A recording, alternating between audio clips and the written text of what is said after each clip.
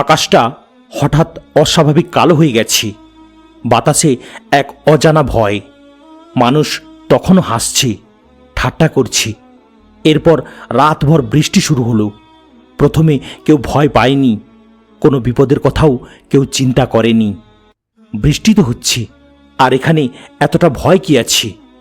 বৃষ্টি তো আল্লাহর রহমত। কিন্তু সেই বৃষ্টি আর থামল না। একদিন, 2 দিন, তারপর আরও কয়েকদিন। আকাশ যেন খুলে গেল, নদী উপচে পড়ল। মানুষের চোখে তখন প্রথমবারের মতো শুরু হলো আতঙ্ক। কিন্তু তখন অনেক দেরি হয়ে গেছে।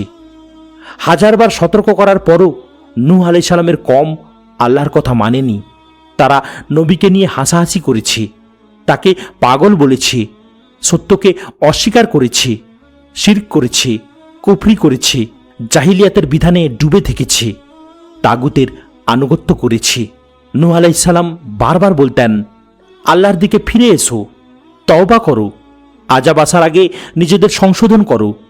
জাহেলরা বছরের পর বছর নূহ আলাইহিস সালামের সতর্কবাণী শুনেও বলতো, এই বুড়ো মানুষটা পাগল হয়ে গেছে।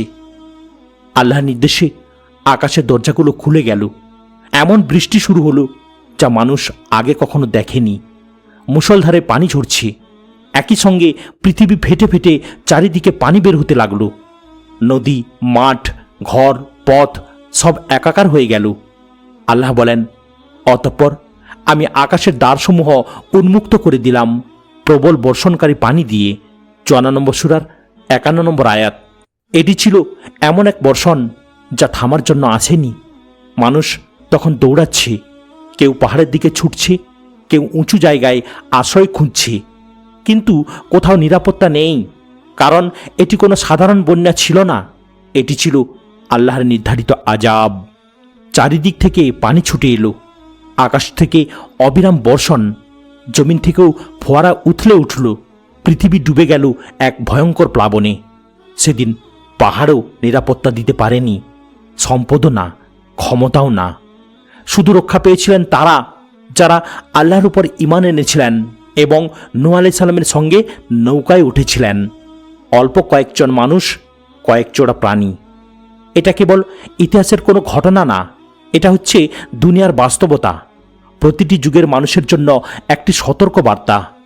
অতীতেও হয়েছে, বর্তমানেও হবে, ভবিষ্যতেও হবে। এটা আটকানোর সাধ্য দুনিয়ার কারো নাই, কোনো শক্তির নাই।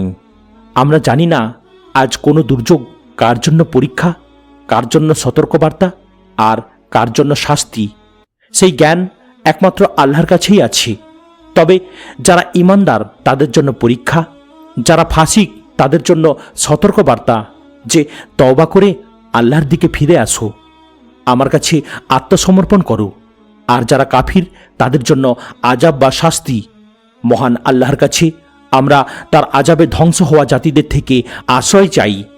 আল্লাহর কাছে আমরা তার অসন্তুষ্টির থেকে আশ্রয় চাই। আল্লাহর কাছে কঠিন পরীক্ষা এবং আযাব থেকে আশ্রয় চাই। হে আল্লাহ, আপনি আমাদের আপনার করুণার ছায়াতলে আশ্রয় দান করুন। আমিন।